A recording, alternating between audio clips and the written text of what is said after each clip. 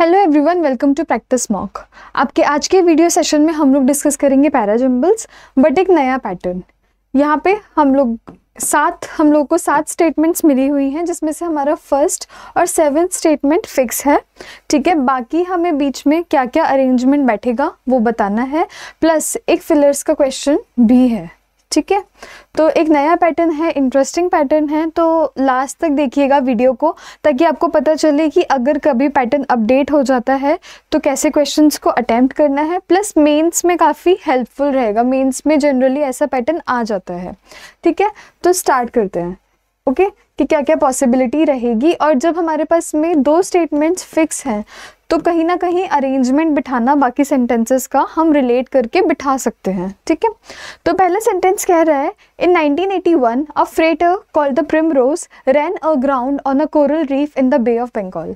ठीक है, इन 1981 एक फ्रेटर यानी कि एक शिप, ठीक है, जिसका नाम क्या था, प्रिमरोज। इट रैन अग्राउंड मतलब पानी में चलते चलते अचानक से ऐसे लेवल पे पहुंच गई जहाँ पे पानी कम और ग्राउंड आने लगा, तो मतलब जाकर के ग्राउंड में अटक गई। Where on a coral reef in the Bay of Bengal. ठीक है, तो पहला ये हमारा इंट्रोडक्टरी स्टेटमेंट है जो हमें ये बता रहा है कि एक शिप जिसका नाम प्रिमरोज था वो कैसे जाकर के एक कोरल रीफ में अटक गई। ठीक है, ओके। सेकेंड हम लोग का ए क्या कह रहा है, the surging swell repelled the tribals boats while the strong winds kept blowing their arrows off the mark. ठीक है, जो बढ़ाव था, ठीक है, बढ़ता हुआ स्तर था, अब किस चीज़ का ये हमें अभी नहीं पता है, उसने ट्राइबल्स की जो बोट्स थी उसे दूर किया, और साथ ही साथ जो स्ट्रॉन्ग विंड्स, तेज़ हवाएं चल रही थी, उसने जो वो निशाना साध रहे थे उसको भी नहीं पॉसिबल होने दिया। ठीक है, उनका जो निशाने पे जिस पे वो एरो लगा रहे थे, ठीक है, वो नहीं हो पाया। ठीक है, उससे अलग चला जा रहा था।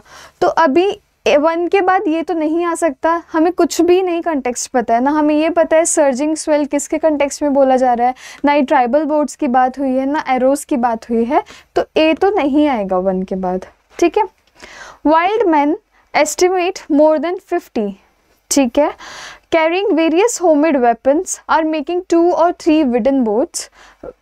The Primrose captain radioed to his headquarters. ठीक है, अब ये जो प्रिमरोज के कैप्टन है, उस शिप के जो कैप्टन है, उन्होंने हेडक्वार्टर में रेडियो के थ्रू क्या इन्फॉर्मेशन प्रोवाइड की कि कुछ वाइल्ड मैन, ठीक है, 50 से ज़्यादा ऊपर, वो निकल के उनके पास में होममेड वेपन्स हैं और वो बोट्स बना रहे हैं। ठीक है, उन्होंने ये इन्फॉर्मेशन दी।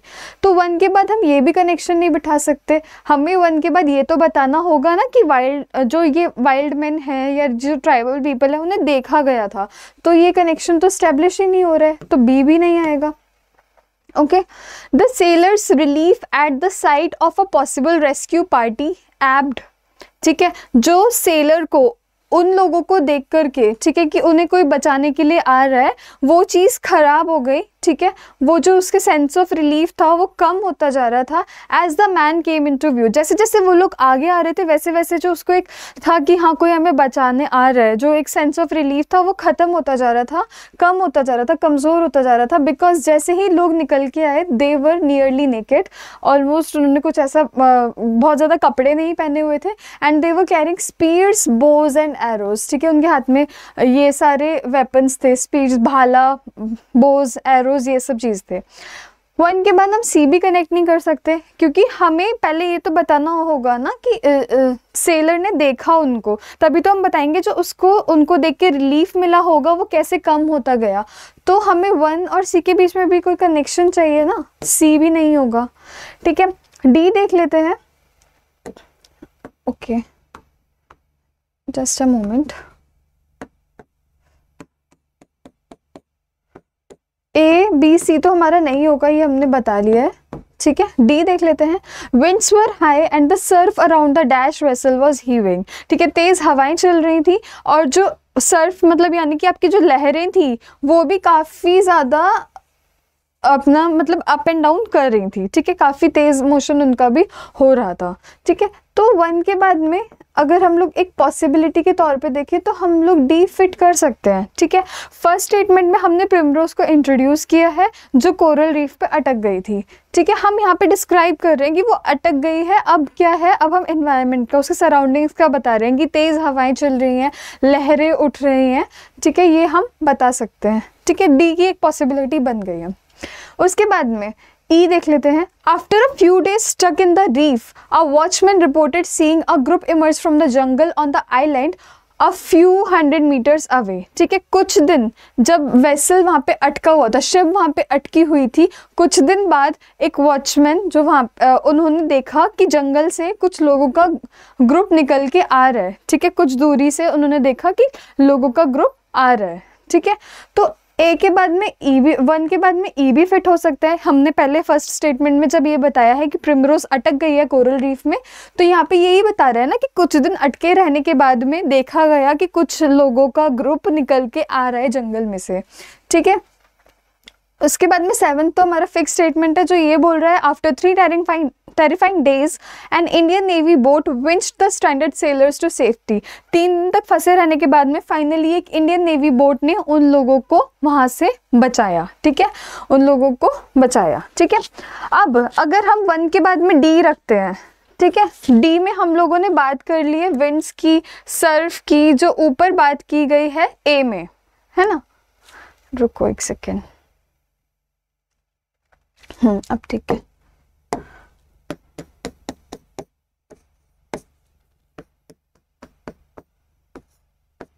ओके, तो अगर हम डी की बात करते हैं तो डी में बात की गई है तेज़ हवाओं की और लहरों की, ठीक है, तेज़ लहरों की। उसके बाद में डी के बाद तो ए ही कनेक्ट होगा ना, क्योंकि हम सीधा सीधा उसको उसमें उसी की बात कर रहे हैं कि जो ये बढ़ती हुई द सर्जिंग स्वेल, मतलब जो तेज़ लहरें थी, उन्होंने ट्राइबल्स की बोट्स को ढकेला पीछे, ठीक है, उन्हें आगे नहीं बढ़ने दिया। और जो तेज़ हवाएं चल रही थी उनकी वजह से जो वो निशाना साध रहे थे शिप के लोगों पे, वो नहीं हो पा रहा था, वो उनका निशाना उस तरीके से चूक जा रहा था। डी के बाद तो ए ही आएगा, ठीक है। अगर हम डी के बाद ए लाते हैं, ठीक है, ए के बाद फिर हम क्या लाएंगे?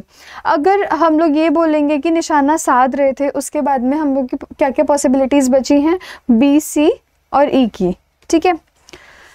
अब हम ई तो नहीं बोल पाएंगे क्योंकि यहाँ पे तो हम पहले ही यहाँ पे तो हम लोग इंट्रोड्यूस कर रहे हैं ना कि कौन निकल के आ रहा था, ठीक है। अब हमने यहाँ पे ऑलरेडी जब ट्राइबल्स की बात कर ली है तो हम इंट्रोडक्टरी स्टेटमेंट तो उसके बाद में ला ही नहीं सकते, तो कहीं ना कहीं ये आपको पता चल गया होगा कि ई डी से तो पहले ही आएगा, तो ये वाली पॉसिबिलिटी हट गई है हमारी, ठीक है। हम लोगों की एक ही पॉसिबिलिटी है जो होती है स्टार्ट 1 के बाद ई से, ओके। तो फर्स्ट स्टेटमेंट ने हमें बताया प्रिमरोज एक शिप है जो फंस गई है in a coral reef in the Bay of Bengal. ई हमें ये बता रहा है कुछ दिन फंसे रहने के बाद में ये देखा गया, एक वॉचमैन ने ये देखा कि जंगल से कुछ लोगों का झुंड निकल करके आ रहा है, दूर से आता हुआ दिखा, ठीक है। उसके बाद में आता हुआ दिखा के बाद में हम लोगों को कौन सा स्टेटमेंट आएगा? ए तो नहीं आएगा, है ना। डी और ए हम लोग का वो है, हम लोग डिस्क्राइब करेंगे, ठीक है।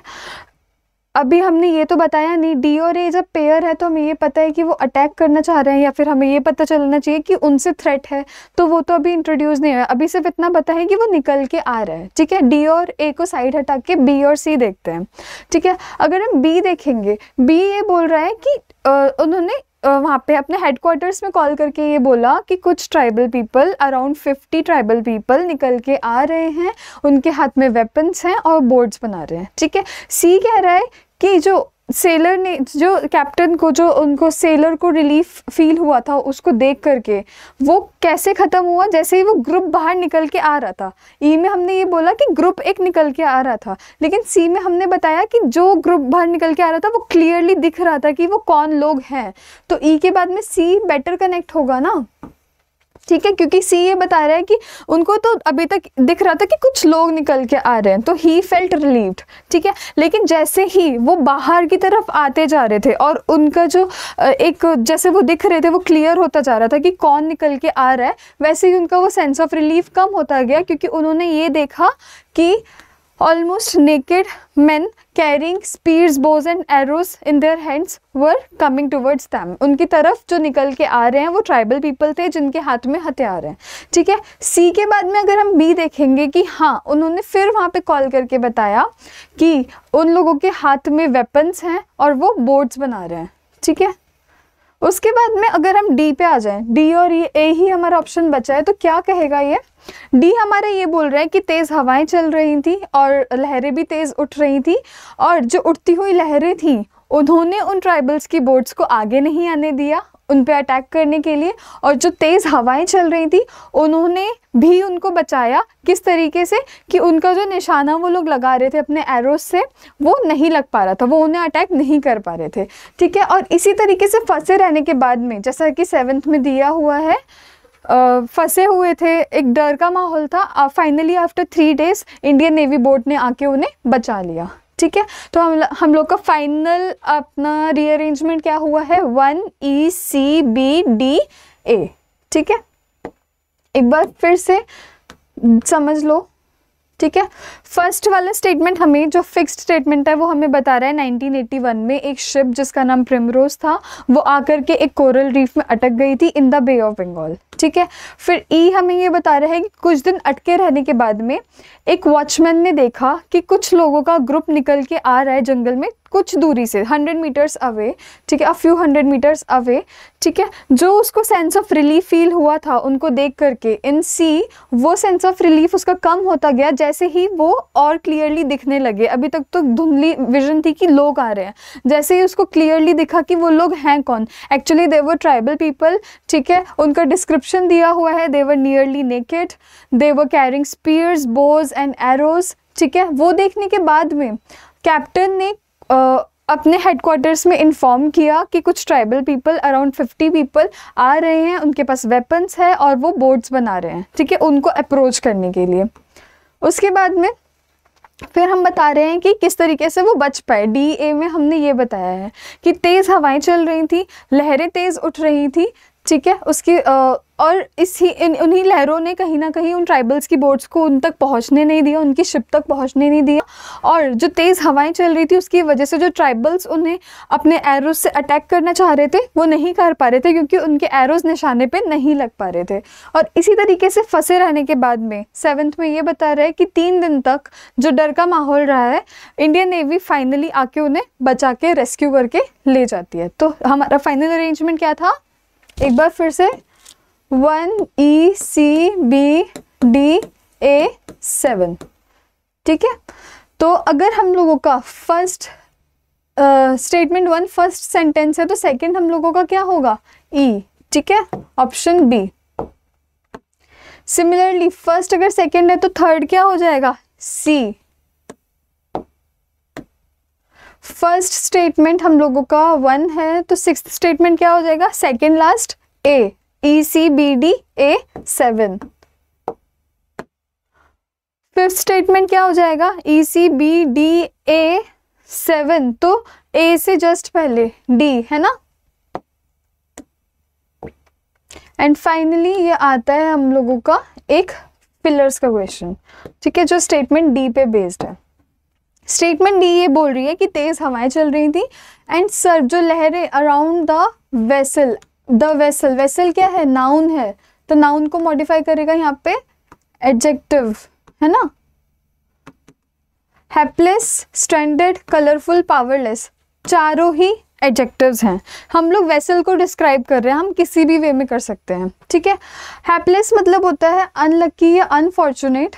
वैसे तो ये लोगों के लिए यूज़ किया जाता है, तो हम इस सेंस में समझ सकते हैं कि जो लोग वहाँ पे फंसे हुए थे उस वेसल में, they were unlucky, they were unfortunate, but ऐसे हम वेसल को भी डिनोट कर सकते हैं। स्ट्रैंडेड मतलब जो वहाँ पे उस जगह पे अटका हुआ है for a very long time और नहीं निकल पा रहा है, ठीक है, तो वैसे भी इंडिकेट कर सकते हैं।